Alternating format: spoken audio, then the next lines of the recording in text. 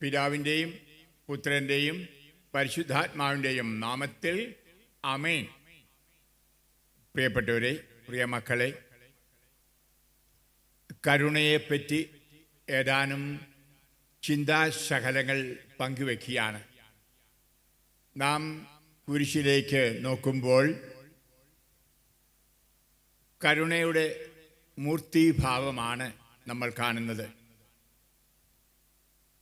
എന്താണ് കരുണ? പല ആളുകളും പറയാറുണ്ട് അത് ദൈവത്തിൻ്റെ സ്നേഹമാണ് എന്ന്. ശരിയാണ്, ദൈവം സ്നേഹമാകുന്നു. ദൈവത്തെപ്പറ്റി ഒരു നിർവചനമേ ഉള്ളൂ, അത് ഗോഡ് ഈസ് ലവ്. ദൈവം സ്നേഹമാകുന്നു. ഈ സ്നേഹത്തിന് രണ്ട് വശങ്ങൾ ഉണ്ട്, ഒരു നാണയം പോലെ. ഒരു വശമാണ് കരുണ, മറുവശമാണ് കൃപ. കർത്താവായ ദൈവം സ്നേഹമാകുന്നു. ആ സ്നേഹം നമ്മളിലേക്ക് ഒഴുകുന്നത് കരുണ വഴിയും അതുപോലെ കൃപ വഴിയും ആണ്. കർത്താവ് പറഞ്ഞു, കരുണയുള്ളവർ ഭാഗ്യവാന്മാർ, അവർക്ക് കരുണ ലഭിക്കും. മത്തായി 5:7. അതുപോലെ കർത്താവ് നിഷ്കർഷിക്കുന്നുണ്ട്, നിങ്ങൾ പിതാവ് കരുണയുള്ളവരായിരിക്കുന്ന പോലെ കരുണയുള്ളവരായിരിക്കുവിൻ. ലൂക്ക 6:36. നമുക്ക് ആ കുരിശിലേക്ക് നോക്കിയാൽ ആ കരുണ എങ്ങനെ കാണാൻ സാധിക്കും? കൃപ എങ്ങനെ കാണാൻ സാധിക്കും? ക്രൂശിതനെ നമ്മൾ ദർശിക്കുന്നത് നമ്മുടെ പാപങ്ങൾ ഏറ്റെടുത്ത് നമുക്ക് പരിഹാരം ചെയ്യുന്ന ഒരു വ്യക്തി, ദൈവപുത്രനെയാണ് കാണുന്നത്, അല്ലേ? അപ്പോൾ നാം പാപം ചെയ്യുമ്പോൾ നിശ്ചയമായിട്ടും നമ്മൾ അർഹിക്കുന്നത് മരണമാണ്. പാപത്തിൻ്റെ ശമ്പളം മരണമത്രേ. വ്യക്തമാണ്, റോമ 6:23. ഈ പാപത്തിൻ്റെ ശമ്പളമാകുന്ന മരണം അവൻ ഏറ്റെടുക്കുന്നു, എന്നിട്ട് നമുക്ക് ജീവൻ നൽകുന്നു. കണിശമായിട്ടും പാപത്തിൻ്റെ ശമ്പളം മരണം, അതിൻ്റെ ശിക്ഷ നരകമാണ്. ഇനിയും ആ കുരിശിൽ കർത്താവ് അത് ഏറ്റെടുത്തതുകൊണ്ട് അവ ഇളക്കപ്പെട്ടു, ശിക്ഷ ഇളക്കപ്പെട്ടു. മാത്രമല്ല, നമുക്ക് സ്വർഗത്തിൽ പോകാൻ അർഹത ലഭിച്ചു. നമുക്ക് ഒന്നത് അപഗ്രഥിക്കാം. അതായത് നമ്മൾ അർഹിക്കുന്ന ശിക്ഷ കർത്താവ് മാറ്റി. അതാണ് കരുണ. ഹല്ലേലൂയ.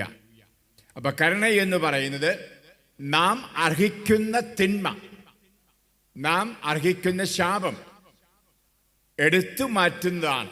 അതാണ് കരുണ. ഇനി എന്താണ് കൃപ? അത് അർഹിക്കാത്തത് നൽകുന്നതാണ്. സ്വർഗം നമ്മളാരും അർഹിക്കുന്നതല്ല, അത് കർത്താവ് തരുന്നു. ഒന്നുകൂടി ഇത് മനസ്സിലാക്കണം. അപ്പോൾ ഈ രണ്ടും ദൈവത്തിൻ്റെ സ്നേഹം തന്നെ.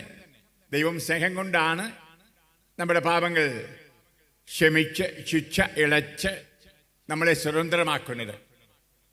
അതുപോലെ ദൈവത്തിൻ്റെ സ്നേഹം തന്നെയാണ് ജീവൻ സമൃദ്ധമായി നൽകി നിത്യജീവനിലേക്ക് നമ്മളെ നയിക്കുന്നത്. അപ്പോൾ ഇതാണ് പ്രകടമായ ദൈവത്തിൻ്റെ സ്നേഹം കുരിശിൽ നമ്മൾ കാണുന്നത്. നമുക്ക് കാണാൻ സാധിക്കും. ധൂർത്തപുത്രൻ്റെ ഉപമ നമ്മൾ വായിക്കുന്നുണ്ട് വളരെ വ്യക്തമായിട്ട്. 15-ാം അധ്യായം ലൂക്ക എഴുതിയ സുവിശേഷത്തിൽ. എല്ലാം നശിപ്പിച്ചു. ഒരു പന്നിക്കൂട്ടിൽ ആഹാരം പോലും കിട്ടാതെ ഏറെ ക്ലേശിച്ച സമയം. അപ്പോഴാണ് അവൻ്റെ ഓർമ്മയിൽ വരുന്നത്, എൻ്റെ പിതാവിൻ്റെ പക്കലേക്ക് തിരിഞ്ഞാൽ അവിടെ ദാസന്മാർ പോലും സമൃദ്ധിയിലാണ് കഴിയുന്നത്, പോയാലോ എന്നൊരു ചിന്ത വരുന്നു. ഇനിയും അവനെ ദൂരെ വെച്ച് തന്നെ പിതാവ് സ്നേഹപൂർവ്വം കാണുകയാണ്. ഇനിയും അവനെ കണ്ട മാത്രയിൽ ഓടിച്ചെന്ന് കെട്ടിപ്പിടിച്ച് ചുംബിച്ചു. എന്ന് പറഞ്ഞാൽ അവൻ്റെ പാപങ്ങൾ ക്ഷമിച്ച് അവനെ ആയിരിക്കുന്ന രീതിയിൽ അങ്ങ് സ്വീകരിക്കുകയാണ്. കണിശമായിട്ടും അവൻ അർഹിക്കുന്നത് എന്താണ്? ആ പന്നിക്കുഴിയിലെ ജീവിതമാണ്. നമ്മൾ കാണാൻ പറ്റും ചിലരൊക്കെ തോന്നിയാസത്തിൽ ജീവിച്ച് എല്ലാം തകർന്ന് മുടിഞ്ഞ് ജീവിക്കുന്ന കാണുമ്പം ചുറ്റുപാടുള്ളവർക്ക് പറയും അത് അവൻ അർഹിക്കുന്നതാണ്, അവനത് സഹിച്ചേ മതിയാവും. നമ്മൾ പറയാറില്ലേ മക്കളെ? ഉണ്ട്. എന്നാൽ നമ്മുടെ ദൈവമായ കർത്താവ് അതല്ല. നമ്മുടെ ദൈവമായ കർത്താവ് നമ്മളെ നോക്കുമ്പോൾ നമ്മൾ പാപച്ചുഴിയിൽ കിടക്കുന്നു, ആ പാപത്തിൻ്റെ പരിണിതഫലമായിട്ട് നരകത്തിൽ പോകുന്നു. അത് കാണുമ്പോൾ ക്രൂരനായിട്ടിരിക്കുന്ന ഒരു പിതാവല്ല നമ്മുടെ പിതാവ്. അപ്പോൾ അവിടുത്തെ കരുണ എന്താണ്? ആ പാപങ്ങൾ ക്ഷമിച്ച് അതിൻ്റെ കടങ്ങൾ ഇളച്ച് കൊടുക്കുന്നു, ആ കരുണ കാണിക്കുന്നു. അപ്പോൾ അർഹിക്കുന്നത് എന്താണ്? ആ ധൂർത്തപുത്രനെ സംബന്ധിച്ചോളം അവൻ അർഹിക്കുന്ന പന്നിക്കൂട്ടിലെ പണിയും അവിടെയുള്ള ആഹാരം കിട്ടാനുള്ള വിഷമവും കഠിനവും അത് നിശ്ചയമായിട്ടും അവൻ്റെ ചെയ്തിയുടെ ഫലമാണ്. അവന് കിട്ടിയ കൃപയെല്ലാം കൊണ്ടുപോയി നശിപ്പിച്ചു കൂട്ടുകാരുമൊത്ത്. പിന്നീട് നമ്മൾ കാണുന്നുണ്ട് ചേട്ടൻ പറയുന്നത് സ്ത്രീകളുടെ കൂടെ പോയി വ്യഭിചരിച്ച് പണമെല്ലാം നശിപ്പിച്ചവനെന്ന്. അപ്പോൾ എല്ലാത്തരം കൽപ്പന ലംഘനങ്ങളും നടത്തിയവനായിരുന്നു. അപ്പോൾ അവൻ അർഹിക്കുന്നത് എന്താണ്? നരകമാണ്, എല്ലാവിധത്തിലുള്ള ശാപവുമാണ്. എന്നാൽ കർത്താവ് അത് ഇളയ്ക്കുന്നു, അതാണ് കരുണ. ഇനി അതിനുശേഷം എന്ത്? കെട്ടിപ്പിടിച്ച് ചുംബിക്കുന്നു. ആ ചുംബനം അവൻ അർഹിക്കുന്നതല്ല. വീട്ടിൽ കൊണ്ടുവന്ന് പുതിയ വസ്ത്രങ്ങൾ അണിയിക്കുന്നു, പുതിയ ചെരുപ്പ് വാങ്ങിയിരിക്കുന്നു, മോതിരം അണിയിക്കുന്നു, എന്നിട്ട് ഒരു വലിയ സദ്യ ഒരുക്കുന്നു. ഇതൊന്നും അവൻ അർഹിക്കുന്നതല്ല, കർത്താവ് കൊടുക്കുന്നു. ഇതുപോലെ മക്കളെ നമ്മുടെ ജീവിതത്തിൽ നമ്മൾ കാണുന്നത് അതാണ്. കർത്താവ് നമ്മോട് കരുണ കാണിക്കുന്നത് കൊണ്ടാണ് നമ്മുടെ പാപങ്ങൾ ക്ഷമിക്കപ്പെടുന്നത്. നമുക്കറിയാം, കുമ്പസാരം എന്ന കൂരാശ കരുണയുടെ കൂരാശയാണ്. കരുണയുടെ മിഷണറിയായ ഞാൻ നിങ്ങളോട് ഉത്ബോധിപ്പിക്കുകയാണ്, അഥവാ ഉപദേശിക്കുകയാണ്, പറയുകയാണ്. നല്ല തുറന്നുള്ള കുമ്പസാരങ്ങൾ നമ്മൾ നടത്തുമ്പോൾ നമ്മുടെ പാപങ്ങൾ മുഴുവനും അതിൻ്റെ കടങ്ങളോടുകൂടി ശിക്ഷയോടുകൂടി ഇളയ്ക്കപ്പെട്ട് നാം യേശുവിനോടുകൂടി ആയിത്തീരുന്നു. ഹല്ലേലൂയ. അവിടെ ഈ ദൈവസ്നേഹത്തിൻ്റെ രണ്ട് വശങ്ങളും കാണാം, കരുണയും അതുപോലെ സ്നേഹം, അതായത് കൃപയും. ഓരോ കൂരാശകളും അത് നമുക്ക് ദർശിക്കുവാൻ സാധിക്കും പ്രിയ മക്കളെ. അത് പ്രത്യേകിച്ച് കരുണയുടെ കൂരാശയായ പാപസങ്കീർത്തനം എന്ന കൂരാശി. നമുക്കറിയാം, കരുണയുടെ സങ്കീർത്തനം 51. ദൈവമേ, അങ്ങയുടെ കാരുണ്യത്തിനൊത്ത് എന്നോട് ദയ തോന്നണമേ, അങ്ങയുടെ കാരുണ്യാതിരകത്തിനൊത്ത് എൻ്റെ അതിക്രമങ്ങൾ മായ്ച്ചു കളയണമേ. അത് വലിയൊരു സങ്കീർത്തനമാണ്. അത് ഈശോയുടെ കാരുണ്യം നമ്മുടെ പാപക്കരകൾ അത് മായ്ച്ചു കളയുന്നു.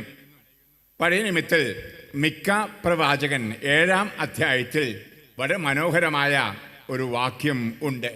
മിക്ക പ്രവാചകൻ 7-ാം അധ്യായം 19 മുതൽ, അവിടുന്ന് വീണ്ടും നമ്മോട് കാരുണ്യം കാണിക്കും, നമ്മുടെ അകൃത്യങ്ങളെ അവിടുന്ന് ചവിട്ടി മെതിക്കും, ആഴിയുടെ അഗാധങ്ങളിലേക്ക് നമ്മുടെ പാപങ്ങളെ അവിടുന്ന് തൂത്തെറിയും. ഹല്ലേലൂയ.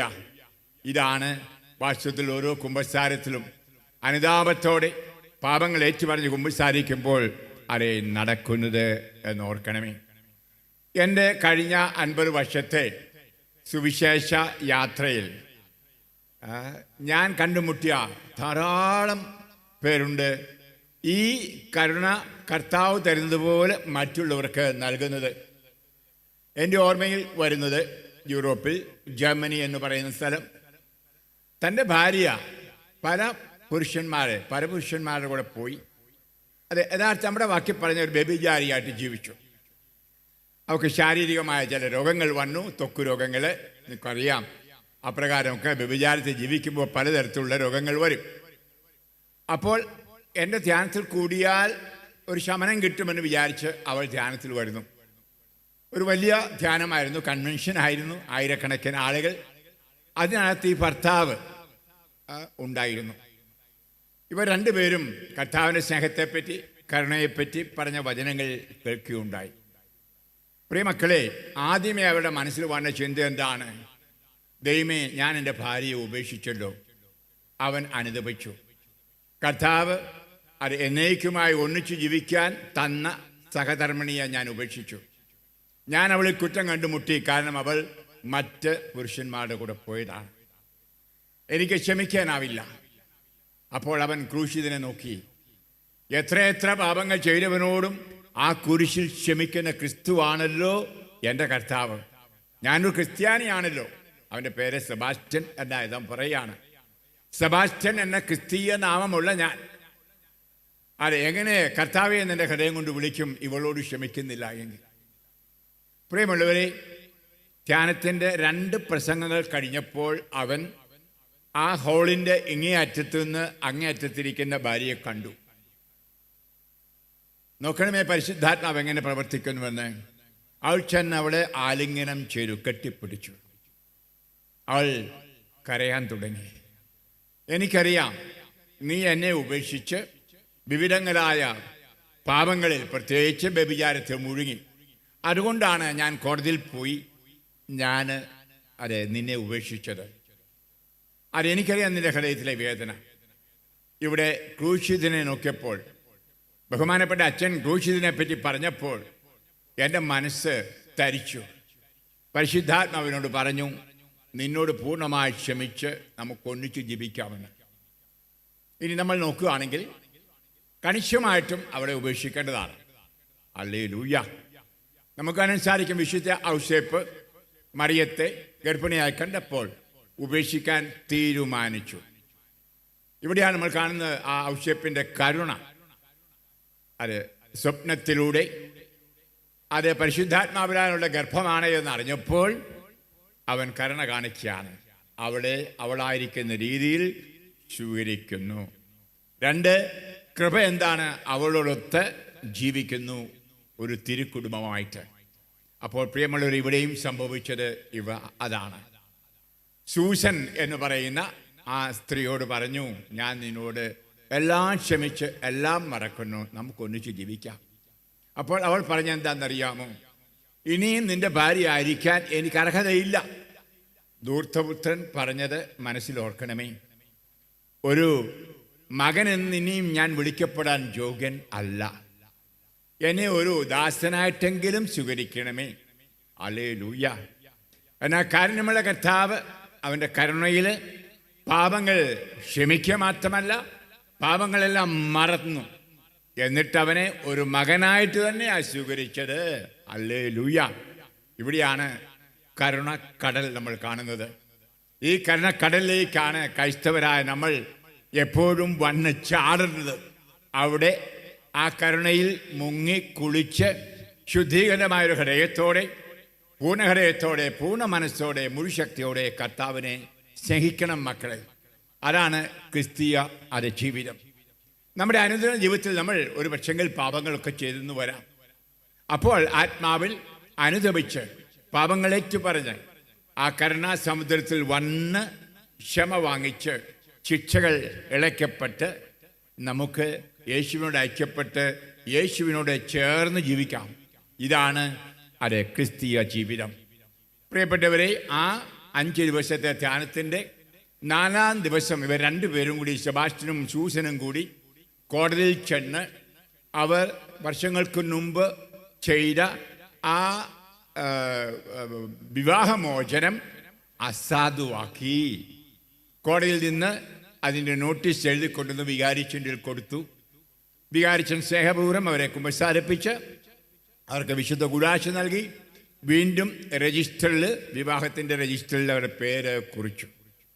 പ്രിയമുള്ളവരെ, ഇപ്രകാരം ഞാൻ ഏറെ പേരെ കണ്ടിട്ടുണ്ട്. ഞാൻ വിയന്നയിലായിരിക്കുമ്പോൾ അവിടെയുള്ള യൂണിവേഴ്സിറ്റി ആശുപത്രിയിൽ ചെല്ലുന്നു. അപ്പോൾ എന്നോട് പറഞ്ഞ ഒരു സംഭവം, അത് ഒരു രോഗിയാണ് ഞാൻ കാണാൻ പോയത്. കിഡ്നി ട്രാൻസ്പ്ലാന്റേഷൻ കഴിഞ്ഞ ഒരാളെയാണ്. അദ്ദേഹത്തിൻ്റെ ആരോ എൻ്റെ ധ്യാനത്തിലുണ്ടായിരുന്നു. എന്നെ അവിടെ വിളിച്ചുകൊണ്ട് പോയി പ്രാർത്ഥിക്കാൻ. കാരണം നമുക്കറിയാം, വൃക്ക മാറ്റിയുള്ള ഓപ്പറേഷൻ വളരെ വിഷമം പിടിച്ച ഒന്നാണ്. അത് കഴിഞ്ഞ് ജീവിക്കുന്നതും വളരെ ബുദ്ധിമുട്ടുള്ള കാര്യമാണ്. അഥവാ കിഡ്നി വെച്ച് പിടിപ്പിച്ചാലും ചിലരൊക്കെ കുറേ ദിവസങ്ങൾ കഴിയുമ്പോൾ, ആഴ്ചകൾ കഴിയുമ്പോൾ, മാസങ്ങൾ കഴിയുമ്പോൾ, ഏതാനും 2-3 വർഷം കഴിയുമ്പോൾ ആ കിഡ്നി തള്ളിപ്പോകും. അങ്ങനെ മരിക്കാറുണ്ട്. അപ്പോൾ അങ്ങനെയൊക്കെ സംഭവിക്കാതിരിക്കാൻ എന്നെ കൊണ്ടുപോയി പ്രാർത്ഥിപ്പിക്കാൻ ചെന്നതാണ്. ഞാൻ ചെന്നപ്പോൾ അടുത്ത് ഭാര്യയും ഉണ്ട്. ആ ഭാര്യയുടെ കൈക്ക് പിടിച്ചുകൊണ്ട് അയാൾ കിടക്കുന്നത് നിശ്ചയമായിട്ടും സലൈനൊക്കെ ട്യൂബിലൂടെ കൊടുക്കുന്നു. അപ്പോൾ നല്ലപോലെ സംസാരിക്കാവുന്ന വ്യക്തിയാണ്. പറഞ്ഞു, അച്ഛനെ കണ്ടപ്പോൾ എനിക്ക് ഒരു കാര്യം പറയാൻ തോന്നുന്നു. എൻ്റെ കിഡ്നിയിലെ ക്രയാറ്റിൻ 7 ആയി. ഡോക്ടർമാർ പറഞ്ഞു എനിക്കൊരു കിഡ്നി വേണമെന്ന് മാറ്റിവെക്കണം. ഞാൻ അത് നോക്കിയിട്ടടുത്തും ആരും കിഡ്നി തരാനില്ല. എൻ്റെ ബന്ധത്തിൽപ്പെട്ടവരും സ്വന്തത്തിൽപ്പെട്ടവരും എല്ലാം മാറി. അങ്ങനെ ഇരിക്കുമ്പോൾ പത്രത്തിൽ പരസ്യം ഞാനിട്ടു. ഞാൻ എൻ്റെ ഭാര്യയെ 18 കൊല്ലം മുമ്പ് ഉപേക്ഷിച്ചതാണ്. അതിന് കാരണം അവൾ എൻ്റെ പ്രവൃത്തികൾക്ക് അനുകൂലിച്ച് നിൽക്കുന്നില്ലായിരുന്നു. ഞാൻ മദ്യപിക്കുമായിരുന്നു, ഞാൻ പരസ്ത്രീകളുടെ കൂടെ പോകുമായിരുന്നു, പള്ളിയിൽ പോകുകയില്ല, പ്രാർത്ഥിക്കുകയില്ല, വിശ്വാസമില്ല. അപ്പോൾ എന്നോടൊത്ത് അവൾക്ക് നീങ്ങാൻ പറ്റിയില്ല. അവളെപ്പോഴും എന്നെ ശാസിക്കുമായിരുന്നു, പള്ളിയിൽ പോകണം, പ്രാർത്ഥിക്കണം എന്നൊക്കെ. അതുകൊണ്ട് ഞാൻ അവളെ അങ്ങ് ഉപേക്ഷിച്ചു. മാത്രമല്ല, അവൾ അച്ഛൻ്റെ കൂടെ വന്ന കൈസ്മാരി ധ്യാനം കൂടി, ഇപ്പോൾ ഭാഷാപരത്തിലുള്ള പ്രാർത്ഥനയും എന്നും പള്ളിയിൽ പോക്കും. എനിക്കത് ഒട്ടും സൂചിച്ചില്ല. അതുകൊണ്ട് ഞാൻ അവളെ ഉപേക്ഷിച്ചു. എന്നാ പ്രിയപ്പെട്ട അച്ഛ, ഞാൻ പരസ്യമിട്ട് കഴിഞ്ഞു, ആരും തന്നെ മുന്നോട്ട് വന്നില്ല. ഞാനിങ്ങനെ ആശുപത്രിയിൽ വെയിറ്റ് ചെയ്യുകയാണ്. ഡോക്ടർമാർ പറഞ്ഞു കിഡ്നി ആരെങ്കിലും തരികയാണെങ്കിൽ നമുക്ക് ഓപ്പറേഷൻ നടത്താമെന്ന്. അങ്ങനെ ഇരിക്കവേ ഡോക്ടർ എന്നെ അറിയിച്ചു, വരൂ, കിഡ്നി കിട്ടിയിട്ടുണ്ട്, ഓപ്പറേഷന് വരൂ. അപ്പോൾ ചോദിച്ചു, ആരാ കിഡ്നി തന്നത്, എത്ര രൂപ ആകും, എന്ത് ചെലവ് വരും? ഡോക്ടർ പറഞ്ഞു, നിങ്ങൾ വരൂ എന്നിട്ട് പറയാം എന്ന് പറഞ്ഞു. ഡോക്ടർ അഡ്മിറ്റ് ചെയ്തു. കിഡ്നി ഓപ്പറേഷന് വേണ്ടി അവനെ നഴ്സുമാർ ഒരുക്കി. അവൻ്റെ മനസ്സിൽ ആരാ കിഡ്നി തന്നത്, അതിന് എത്ര രൂപ ചെലവുണ്ട്, അതാണ് അറിയേണ്ടത്. അപ്പോൾ ഡോക്ടർ അത് രഹസ്യമായിട്ട് വച്ചിരിക്കുകയായിരുന്നു.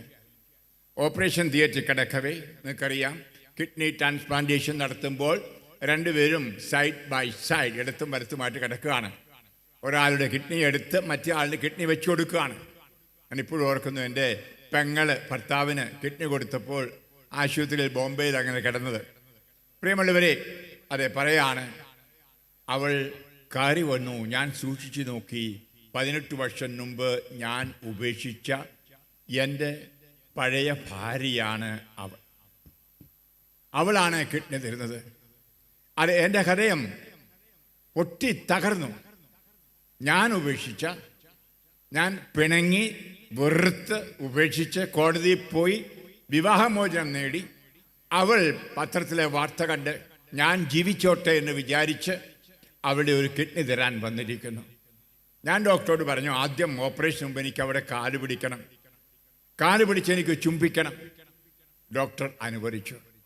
എന്നിട്ട് പറഞ്ഞു, നമുക്ക് എല്ലാം മറക്കാം, ഒരു പുതുജീവിതം ഇന്നു മുതൽ അത് തുടങ്ങാം. ഇതാണ് മക്കളെ കരുണ എന്ന് പറയുന്നത്. മാത്രമല്ല കൃപയും. നിശ്ചയമായിട്ടും 18 കൊല്ലം മുമ്പ് അവളുടെ പേരിൽ വലിയ കാരണമൊന്നുമില്ലാതെ അവളെ ഉപേക്ഷിച്ച അവൻ വിഭാര്യനായി തുടരേണ്ടതാണ്. ഈ കിഡ്നി നഷ്ടപ്പെട്ട അവൻ മരിക്കേണ്ടതാണ്. ഹല്ലേലൂയ. അതെ, അവൻ്റെ പഴയ ചരിത്രം ഓർത്താൽ നമ്മൾ ആരും പറയും അവനതങ്ങ് ചത്തേക്കുക നല്ലത്. അവന് ആരാ കിഡ്നി കൊടുക്കുന്ന, ഈ വൃത്തികെട്ടവന്? എന്നാൽ ഇവിടെയാണ് കരുണ. ദൈവമായ കർത്താവ് തൻ്റെ സ്നേഹത്തിലൂടെ കരുണ കാണിക്കുന്ന പോലെ അവൾ പരിശുദ്ധാത്മാവിയുടെ ആ സ്നാനം സ്വീകരിച്ചു. ധ്യാനത്തിൽ ആത്മാവിലായിരുന്നത് കൊണ്ടാണ് ആ ചിന്ത വന്നത്, എൻ്റെ ഭർത്താവിനോട് പൂർണ്ണമായി എനിക്ക് ക്ഷമിക്കണം. അതുകൊണ്ടാണ് ആ ക്ഷമ നൽകിക്കൊണ്ട് അവൻ ജീവിച്ചോട്ടെ എന്ന് വിചാരിച്ച്, അത് കൃപയാണ്, വന്ന് കിഡ്നി കൊടുക്കുന്നത്. പ്രിയപ്പെട്ടവരെ, അതിപ്പോഴും എനിക്ക് അവരെ അറിയാം, 2 പേരെയും. അവരുടെയും വിവാഹമോചനം ക്യാൻസൽ ചെയ്ത് റദ്ദ് ചെയ്ത് സുഖമായി സന്തോഷമായിട്ട് കഴിയുന്നു. പ്രിയ മക്കളെ, അതാണ് കർത്താവായ യേശു പറഞ്ഞത്, എൻ്റെ പിതാവ്, സ്വർഗസ്ഥനായ പിതാവ് കരുണയുള്ളവനായിരിക്കുന്ന പോലെ നിങ്ങളും കരുണയുള്ളവൻ ആയിരിക്കൂ. സ്വർഗസ്ഥനായ പിതാവ് നമ്മുടെ പാപങ്ങൾക്ക് പരിഹാരമായി ആ കുരിശിൽ തൻ്റെ ഏകജാതന് നൽകുന്ന കരുണ. നമ്മൾ ബൈബിൾ വായിക്കുന്നത്, ദൈവമായ കർത്താവ് അവനെ പാപമാക്കി. 2 കൊരിന്ത്യർ 5:21. ആ കാൽവരിയിൽ തൂങ്ങിക്കിടക്കുന്ന, ആ കുരിശിൽ തൂങ്ങിക്കിടക്കുന്ന ഈശോ പാപമായി എന്ന് പറഞ്ഞാൽ മനുഷ്യകുലത്തിൻ്റെ പാപം മുഴുവനും പേറി അതിന് മുഴുവൻ പരിഹാരം അവസാനത്തെ തുള്ളി ചോര പോലും അത് ചിന്തിക്കൊണ്ട് ചെയ്തു. ഇതാണ് കരുണ മക്കളെ. അതെ, മാത്രമല്ല അപ്രകാരം ക്ഷമിക്കപ്പെട്ടവൻ ജീവിക്കുവാൻ അവൻ ജീവൻ നൽകി, പരിശുദ്ധാത്മാവിനെ നൽകി. ഇവിടെയാണ് നമ്മൾ കരുണ കാണുന്നത്. ബൈബിളിൻ്റെ ആദ്യ പേജ് മുതൽ നമുക്ക് കാണാൻ സാധിക്കും ദൈവസ്നേഹം കരുണയുടെയും കൃപയിലൂടെയും എപ്രകാരം മനുഷ്യകുലത്തെ നയിക്കുന്നുവെന്ന്. ഉദാഹരണമായിട്ട് ദൈവം തൻ്റെ അതീവ സ്നേഹത്താൽ മനുഷ്യനെ ഛായയിൽ സൃഷ്ടിച്ചു. അവൻ ഏദൻ തോട്ടത്തിൽ പർദീസായിലായിരുന്നു. ദൈവം അവരോടൊപ്പം ഉണ്ടായിരുന്നു. ഇതെല്ലാം നമ്മൾ വായിക്കുന്നു.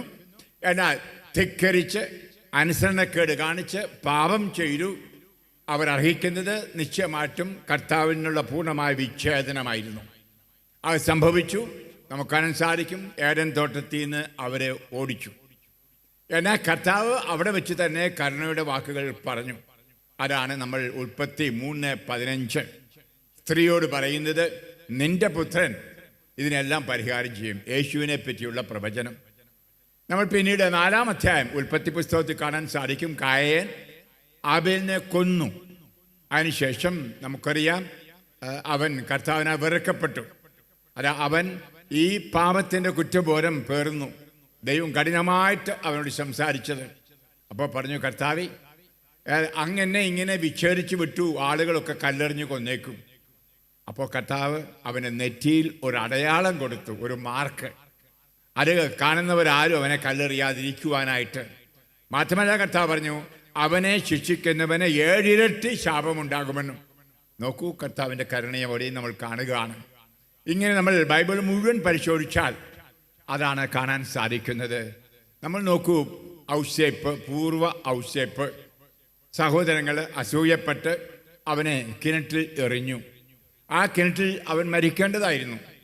എന്നാൽ അത് കർത്താവ് കരുണ കാണിച്ചു. ആ കിണറ്റിൽ നിന്ന് അവനെ പൊക്കിയെടുപ്പിച്ചു. സഹോദരങ്ങളെ കൊണ്ട് തന്നെ. ആരാണോ ആ കിണറ്റിലേക്ക് വലിച്ചെറിഞ്ഞ് അവരെ കൊണ്ട് തന്നെയാണ് അത് ജയിപ്പിച്ചത്. എന്നിട്ട് നമ്മൾ കാണുകയാണ് അവൻ ഈജിപ്തിലെ ഒരു ഗവർണറായി മാറി. അത് കർത്താവിൻ്റെ കൃപ.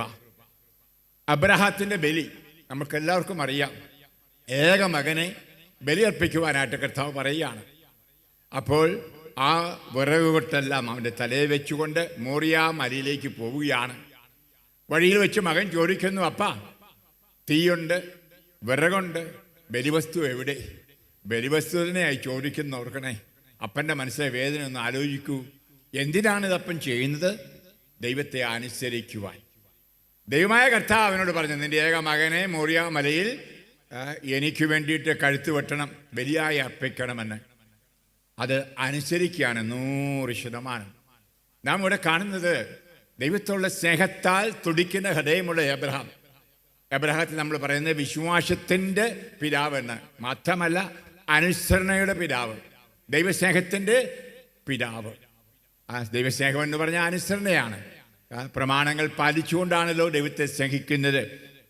യോഹന്നാൻ എഴുതിയ സുവിശേഷം 14:15 നിങ്ങൾ എന്നെ സ്നേഹിക്കുന്നുവെങ്കിൽ എൻ്റെ കൽപ്പനകൾ പാലിക്കും. ആ കൽപ്പന പാലിക്കാൻ അത് മോറിയ മലയിൽ ചെല്ലുന്നു. നമുക്കറിയാം, അവനെ പീഠത്തിൽ കടത്തി കത്തി കയ്യിലെടുത്തു വെട്ടാനായിട്ട് 100% അവൻ അനുസരിക്കുന്ന ആ രംഗം. അവിടെ കർത്താവ് വലിയ കരുണ കാണിക്കുന്നു.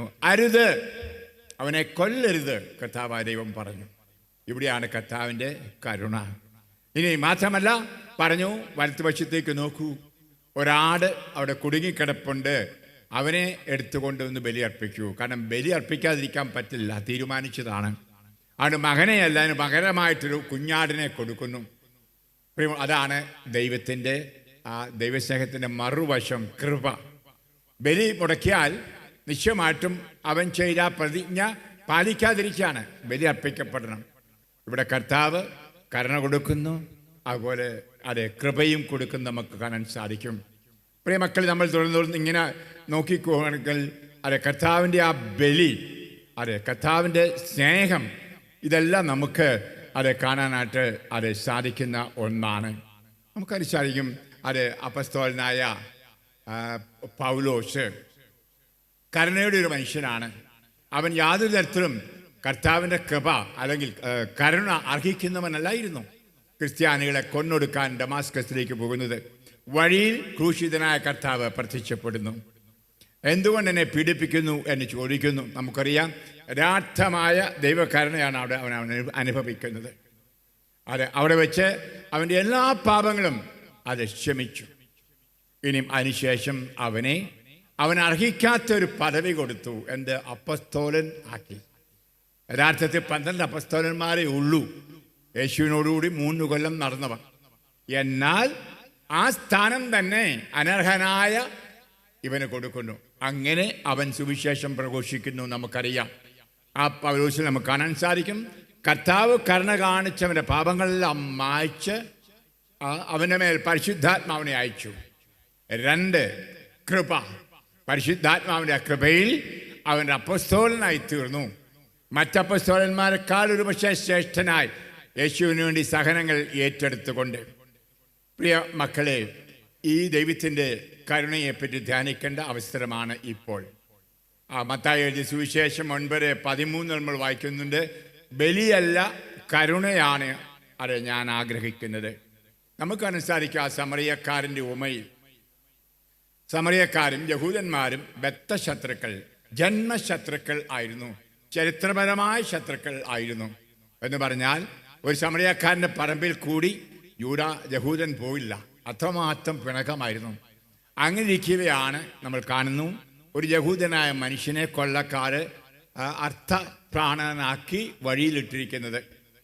ആ സമറിയക്കാരൻ, അതിന് മുമ്പ് നമുക്കറിയാം, ഒരു പുരോഹിതൻ, അവർ ലേവ്യൻ എന്ന് പറഞ്ഞാൽ പള്ളിയായിട്ട് അടുപ്പമുള്ളതാണ്. 2 പേരും ബലിയർപ്പിക്കാനായിട്ട് പോകുന്ന അച്ഛൻ അവനെ ഒന്ന് നോക്കി പോലുമില്ല. ലേവ്യൻ നോക്കിവെച്ച് മറുവശത്തൂടെ കടന്നുപോയി. എന്നാൽ ശത്രുവായ സമറിയക്കാരൻ അവനെ നോക്കി, കരുണയുടെ കണ്ണുകൾ കൊണ്ട് നോക്കി. കുതിരപ്പുറത്തും താഴെ ഇറങ്ങി വരുന്നു, നമുക്കറിയാം. എന്നിട്ട് അവൻ്റെ മുറിവുകളെല്ലാം തുടച്ചു, വീഞ്ഞു വെച്ച് കട്ടി. എന്നിട്ട് ആ കുതിരപ്പുറത്ത് സത്രത്തിലേക്ക് കൊണ്ടുപോകുന്നു. അവിടെ ചെന്ന് സത്രക്കാരനോട് പറഞ്ഞു, ജലവല്ലവും വന്നെങ്കിൽ ഞാൻ തിരിച്ചു വരുമ്പോൾ തന്നോളാം.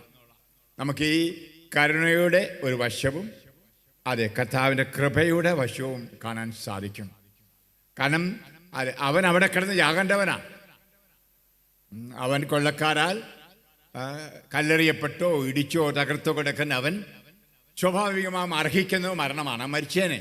ഇവൻ വന്നില്ലായിരുന്നെങ്കിൽ കണിശം മരിച്ചേനെ. അത് കർത്താവ് മാറ്റുന്നു ഇവനിലൂടെ. അവൻ അർഹിക്കുന്ന തിന്മ മാറ്റുന്നു. പ്രിയമുള്ളവർ, നമ്മൾ അർഹിക്കുന്ന തിന്മയെ മാറ്റുന്നതാണ് കരുണ. ഹല്ലേലൂയ.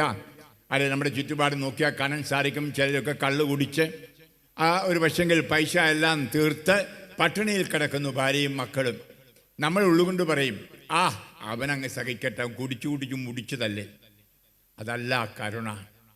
അതെല്ലാം മറന്ന് അവൻ്റെ കുടുംബത്തെയും പോയി സഹായിക്കുകയാണെങ്കിൽ അവിടെയാണ് കരുണ. അവൻ അർഹിക്കുന്ന കണിശമായിട്ടും നാശമാണ്. ആ അർഹിക്കുന്ന നാശം നമ്മളിലൂടെ മാറ്റപ്പെടുന്നു. അതാണ് ഈശോയെപ്പോലെ കരുണ കാണിക്കുക എന്ന് പറഞ്ഞാൽ അതിൻ്റെ അർത്ഥം. അപ്പോൾ നമ്മുടെ ചുറ്റുപാട് നമുക്ക് കാണാൻ സാധിക്കും, ധാരാളം ആളുകൾ അവരുടെ ചെയ്തികൾ മുഖാന്തരം ഏറെ സാമ്പത്തിക നഷ്ടം പ്രശ്നങ്ങളെല്ലാമായിട്ട് കിടക്കുന്നത്. ഒരു പക്ഷെങ്കിൽ വലിയ വീട് വെക്കാനായിട്ടായിരിക്കാം കടമെടുത്ത് മുടിയാതെ ഇപ്പോൾ ആത്മഹത്യ ചെയ്താലോ എന്ന് ചിന്തിക്കുന്നു. വീട്ടാൻ മാർഗമില്ല. നമ്മളെല്ലാം ഒരു പക്ഷേ അവൻ വലിയ മാളിക പറഞ്ഞാൽ അനുഭവിക്കുക ഇപ്പോൾ എന്ന്. നമ്മൾ പലപ്പോഴും ക്രിസ്ത്യാനികൾ അങ്ങനെ ചിന്തിക്കും. അത് ക്രിസ്തീയം അല്ല. നമ്മൾ ക്രിസ്ത്യാനികളാണെങ്കിൽ ചിന്തിക്കേണ്ട, ദൈവമേ, അവന് എങ്ങനെയോ കടമെടുത്തു, വീട് വെച്ചു, അവനെ തിരിച്ചു കൊടുക്കാൻ മാർഗമില്ല, അവൻ്റെ കുടുംബം നശിക്കുന്നു. ഞാൻ എനിക്കുള്ളത് കൊണ്ട് അവനെ സഹായിച്ച് ആ കടം വീട്ടാൻ നോക്കുക. അത് അർഹിക്കുന്നത് നാശമാണ്. അർഹിക്കുന്ന നാശം ഞാൻ മാറ്റിക്കളയുന്നു. അപ്പോഴാണ് കർത്താവിൻ്റെ കരുണ കാണിക്കുന്നത്. ഹല്ലേലൂയ. അതിൻ്റെ ഫലമായി അവൻ ആത്മഹത്യ ചെയ്യാതെ ജീവിക്കുന്നു. അവിടെയാണ് കൃപ നമുക്ക് കാണാൻ സാധിക്കുന്നത്. അപ്പോൾ മക്കളെ, ഞാൻ ഈ ചെറിയ പ്രസംഗം നിർത്തുകയാണ്. നമ്മൾ കരുണയെപ്പറ്റി ധ്യാനിക്കുന്നത് നമുക്കറിയാം. ഉയർപ്പ് ഞായറാഴ്ചയുടെ പിറ്റേ ഞായറാഴ്ചയാണ്. നമുക്കറിയാം, തോമാശ്ലീഹ അപ്പസ്തലന്മാർക്ക് കർത്താവ് പ്രത്യക്ഷപ്പെട്ടപ്പോൾ സ്ഥലത്തില്ലായിരുന്നു. എവിടെ പോയാൽ നമുക്കറിഞ്ഞുകൂടാ. ഒരു പക്ഷേ പാവങ്ങളെ സഹായിക്കാൻ പോയതായിരിക്കാം, ആർക്കറിയാം. ഒരു പക്ഷേ വചനം പ്രഘോഷിക്കാൻ തുടങ്ങിയതായിരിക്കും, ഇന്ത്യക്ക് വരാനായിട്ടൊരു പ്രാക്ടീസ് എടുക്കുകയായിരുന്നിരിക്കാം. തോമ കൂടെ ഇല്ലായിരുന്നു. കർത്താവ് അവർക്ക് പ്രത്യക്ഷപ്പെട്ടു, ആ ചാൻസ് കൊടുത്തു കാണാനും തൊടാനും. പക്ഷെ അവൻ അവിടെ ഇല്ലായിരുന്നു. പിന്നെ അവൻ അർഹിക്കുന്നില്ല കർത്താവിൻ്റെ കാഴ്ച. എന്നാൽ അവൻ ദുശാഠ്യം പിടിച്ചു. അവനെന്താ പറഞ്ഞത്? അവൻ്റെ മുറിവുകളിൽ തൊട്ട് നെഞ്ചത്ത് കൈവയ്ക്കാതെ ഞാൻ വിശ്വസിക്കില്ല. ഹല്ലേലൂയ. അവിടെ നമുക്ക് കാണുന്നത് തോമസ് അവിടെ ഉണ്ടായിരിക്കണമായിരുന്നു. കാരണം കർത്താവ് പറഞ്ഞതാണ്, പരിശുദ്ധാത്മാവ് വരുന്നതുവരെ ഈ നഗരത്തിൽ തന്നെ വസിക്കൂ. നമുക്കറിയാം, ആ സിയോൻ മാളികയിലെ അപ്പസ്തലന്മാർ കാത്തിരിക്കുകയായിരുന്നു പരിശുദ്ധാത്മാവിന് വേണ്ടി. ആ കൂട്ടത്തിൽ തോമ ഇല്ലായിരുന്നു. ഹല്ലേലൂയ. അവൻ പോയ ഒരു പോട്ട് എന്ന് കർത്താവിന് വയ്ക്കാമായിരുന്നു. അവനോട് ഞാൻ പറഞ്ഞാൽ ഞാൻ അനുസരിച്ച്, അവൻ എന്നെ അനുസരിച്ചില്ല. പ്രാർത്ഥിച്ചുകൊണ്ട് മറ്റുള്ളവരുടെ കൂടെ ഇരുന്നില്ല. അതുകൊണ്ട് എന്നെ കാണാൻ പറ്റിയില്ല. ഞാൻ എന്തിനാണ് എൻ്റെ ദർശനം കൊടുക്കുന്നത് എന്ന് ചിന്തിക്കേണ്ടതാണ് കർത്താവ്. എന്നാൽ അതല്ല, അവൻ്റെ ആ ദുശാഠ്യത്തിൻ്റെ അർത്ഥം മനസ്സിലായി. എന്നെ നേരിട്ട് അനുഭവിച്ച് തൊട്ടിട്ട് ഇന്ത്യയിൽ പോയി പ്രസംഗിക്കാനാണ്. ഹല്ലേലൂയ. അതുകൊണ്ട് കർത്താവ് കരുണ കാണിക്കുകയാണ്. വീണ്ടും പ്രത്യക്ഷപ്പെടുന്നു. തോമായെ വിളിച്ച് തൊടിയിപ്പിച്ചു. അവൻ എൻ്റെ കർത്താവേ, എൻ്റെ ദൈവമേ എന്ന് വിശ്വാസപ്രമാണം ഏറ്റു പറഞ്ഞു. പ്രിയമക്കളെ, അത് എന്തിനു വേണ്ടി? ആ കൃപയപ്പോൾ അവൻ ലഭിച്ചു. പരിശുദ്ധാത്മാവിൻ്റെ ഇന്ത്യയിൽ വന്ന് വചനം പ്രഘോഷിക്കാൻ, സുവിശേഷീകരണം നടത്തുവാൻ. ഇതൊക്കെ നമ്മൾ ചിന്തിക്കണം. മക്കളെ, നമ്മുടെ കർത്താവ് യേശു കരുണയുള്ളവനായിരിക്കുന്ന പോലെ നമ്മളും കരുണയുള്ളവർ ആയിരിക്കണം. നമുക്കറിയാം, അവസാന വിധി നാളിൽ 25-ാം അധ്യായം മത്തായി നമ്മൾ വായിക്കുന്ന പോലെ കരുണയുടെ പ്രവൃത്തികളാണ് നമ്മളെ സ്വർഗത്തിന് അർഹരാക്കുന്നത്. വിശന്നു, നിങ്ങൾ ആഹാരം തന്നു. ഞാൻ ദാഹിച്ചു, കുടിക്കാൻ തന്നു. പാർപ്പിടമില്ലായിരുന്നു, പാർപ്പിടം തന്നു. രോഗിയായിരുന്നു, സന്ദർശിച്ചു. ഞാൻ കാരാഗ്രഹത്തിലായിരുന്നു, വന്ന് കണ്ട് ആശ്വസിപ്പിച്ചു. ഓരോന്നും അതെ കരുണയുടെ പ്രവൃത്തികളാണ്. പ്രിയമുള്ളവരെ, നമുക്ക് കരുണയുടെ പ്രവൃത്തികളിലൂടെ സ്വർഗം നേടാം, സ്വർഗം പണിയാം. അതുകൊണ്ട് ഈ കരുണയുടെ തിരുനാളിൻ്റെ മംഗളങ്ങൾ ഞാൻ ആശംസിക്കുന്നു. അതെ, പെരുന്നാളായിട്ട് ആഘോഷിച്ചാൽ പോരാ, ഫൗസ്തീനായുടെ ഡയറി വായിച്ചാൽ പോരാ, അതുപോലെ എല്ലാ ദിവസവും 3 മണിക്ക് കരുണയുടെ കൊന്ത ചൊല്ലിയാൽ പോരാ. അതൊക്കെ നല്ലതാണ്. ഇതെല്ലാം നമ്മുടെ ഹൃദയത്തെ കരുണാർദ്രമാക്കണം. യേശുവിൻ്റെ ഹൃദയത്തിൽ നിന്നൊഴുകുന്ന ആ കരുണാസമുദ്രത്തിൽ നിങ്ങളുടെയും എൻ്റെയും പാപങ്ങൾ കഴുകപ്പെടുന്ന പോലെ നമ്മുടെ കരുണ പ്രവൃത്തിയിലൂടെ, കരുണാസമുദ്രമായ അനുകമ്പാർഹമായ ആ ഹൃദയത്തിലൂടെ മറ്റുള്ളവരോട് ക്ഷമിച്ച് അവരുമായി സ്നേഹിച്ച് ജീവിക്കുക. ഇത് പറയുമ്പോൾ വേറെ വിഷയത്തിലേക്ക് കടക്കേണ്ടി വരും, ഞാൻ നീട്ടുന്നില്ല. നമുക്കറിയാം, ക്ഷമിക്കുക മറ്റുള്ളവരോട്, ഭാര്യയോട്, ഭർത്താവിനോട്, മാതാപിതാക്കളോട്, മക്കളോട്, അയൽക്കാരോട്. അത് ദ്രോഹം ചെയ്തവരോട് ക്ഷമിച്ച് അവരെ സ്വന്തമായി കരുതുന്നതാണ് കരുണ. എന്നിട്ട് കൃപ എന്ന് പറയുന്നത് അവർക്ക് വേണ്ടി പ്രാർത്ഥിച്ച് അവർക്ക് നന്മ ചെയ്തതാണ്. കർത്താവ് പറഞ്ഞു, ശത്രുവിനോട് ക്ഷമിച്ച് സ്നേഹിക്കുവാൻ. സ്നേഹിക്കുന്നവരെ സ്നേഹിച്ചാൽ പോരാ, ഉപകാരവും നന്മയും ചെയ്യുന്നവർക്ക് സ്നേഹം കൊടുത്താൽ പോരാ. നിന്നെ നിന്ദിക്കുന്നവരെ, അപമാനിക്കുന്നവരെ, നിന്നെ കല്ലെറിയുന്നവരെ, നിന്നെ തിരസ്കരിക്കുന്നവരെ, ദ്രോഹം ചെയ്യുന്നവരെ ക്ഷമിച്ച് അവരെ സ്നേഹിക്കുക. ഞാൻ അത് 1/2 മണിക്കൂർ സമയം വചനം പങ്കുവച്ചു. കണ്ണുകൾ ശാന്തമായി അടച്ച് കൈകൾ മാറോട് ചേർത്ത് വയ്ക്കൂ. ആ ക്രൂശിതനായ ഈശോയെ ഒന്ന് നോക്കൂ. കരുണക്കടലിലേക്ക്, ആ ചങ്കിൽ നിന്നൊഴുകുന്ന രക്തത്തിലേക്ക്, ചോരയിലേക്ക്, ജീവജലത്തിലേക്ക് ഉറ്റുനോക്കൂ. രണ്ടും കാണാൻ സാധിക്കുന്നു. ആ രക്തം പാപങ്ങൾ കഴുകുന്ന കരുണയാണ്. ആ ജീവജലം പരിശുദ്ധാത്മാവാണ്. നമ്മൾ ജീവിക്കുന്നതിന് വേണ്ടി നിത്യമായി ജീവിക്കുവാനും യേശുവിനെ സ്വന്തമാക്കുവാനും. കാരണയുടെ കർത്താവേ, അങ്ങേ ഇപ്പോൾ ഉറ്റുനോക്കുന്ന ഈ മക്കളെ അനുഗ്രഹിക്കണമെന്ന് ആശം പ്രാർത്ഥിക്കുന്നു. ഇവരോരോരുത്തരെയും അങ്ങയുടെ കരുണക്കടലിലേക്ക് ഞാനിപ്പോൾ ആനയിക്കുന്നു. ആരെങ്കിലും പാപപങ്കിലമായൊരു ഹൃദയത്തിലാണെങ്കിൽ അനുദപിച്ചുകൊണ്ട് പാപങ്ങൾ ഏറ്റുപറഞ്ഞ് പാപങ്ങൾക്ക് മോചനം നേടി ആ കരുണ അനുഭവിക്കാൻ ഇടകൊടുക്കണമേ. കർത്താവ് ഈശോയെ, ആ കുമ്പസാരത്തിൽ കിട്ടുന്ന കൃപയിലൂടെ പാപം ചെയ്യാതെ ജീവിക്കുവാൻ ആ പാപനിയായ സ്ത്രീയോട് പറഞ്ഞ പോലെ, ഞാനും നിന്നെ വിധിക്കുന്നില്ല, ഞാൻ നിന്നോട് ക്ഷമിക്കുന്നു, ഇനി പാപം ചെയ്യരുത്. കർത്താവേ, ഇനി പാപം ചെയ്യാതെ വിശുദ്ധ ജീവിതം കഴിക്കാൻ കൃപയും ഇവർക്ക് നൽകണമേ എന്ന് ഞാൻ പ്രാർത്ഥിക്കുന്നു. കാരണം ഇവിടെ കർത്താവേ, അങ്ങയുടെ സ്നേഹത്തിൻ്റെ 2 വശങ്ങളും കരുണയും കൃപയും അനുഭവിക്കുവാൻ ഈ മക്കളെ സഹായിക്കണമെന്ന് ഞാൻ പ്രാർത്ഥിക്കുന്നു. കരുണയുടെ കർത്താവേ, മാത്രമല്ല അങ്ങയുടെ തിരുഹൃദയം മുന്നിൽ കണ്ടുകൊണ്ട്, കൃപയുടെ കരുണയുടെ ഹൃദയം കണ്ടുകൊണ്ട് മറ്റുള്ളവരുമായി വ്യാപരിക്കുവാൻ, ആരോടിനും പിണക്കമോ രമ്യതക്കുറവോ ഉണ്ടെങ്കിൽ പൂർണ്ണമായി രമ്യതപ്പെട്ട് സ്നേഹിച്ച് ജീവിക്കുവാൻ, അത് കരുണാജന്യമായ പ്രവർത്തനങ്ങൾ ചെയ്യുവാൻ ഇവരോരോരുത്തരെയും കരുണയുള്ളവരാക്കണമേ. അങ്ങനെ ഇവർ ഭാഗ്യവാന്മാരാകട്ടെ എന്ന് പ്രാർത്ഥിക്കുന്നു.